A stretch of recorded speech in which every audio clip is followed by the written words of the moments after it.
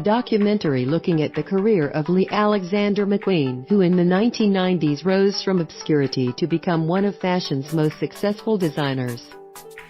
After pioneering an edgy, gothic aesthetic, work and personal pressures built before he took his own life in 2010.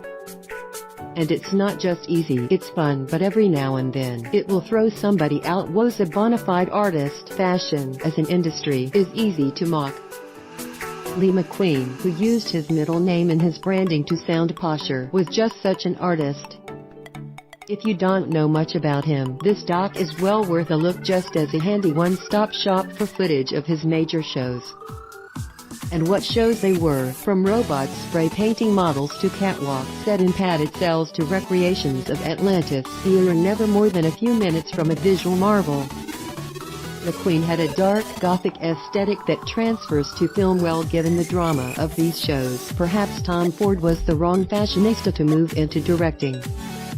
McQueen's meteoric rise is documented methodically with a wealth of footage unearthed. It's McQueen's genius that makes this film so compelling. If nothing else, this is a fascinating artifact of a 1990s that feels very far away. McQueen cheerily admitted to still being on benefits in the early years of his brand. He had to hide his face during an interview on The Clothes Show, and was one of a vanishingly small number of working-class presences in fashion. His rise was unlikely then, but it would be all but impossible now. The cultural confidence around 90s Britain feels like a very different time too. McQueen was fashion's answer to the Evas and Britpop, and was a part of what made London then so blisteringly exciting before the city became a victim of its own success. Anybody nostalgic for the period will find that urge well served here. However, the film's second half, where McQueen is a millionaire who is visibly working himself half to death, isn't quite so thorough.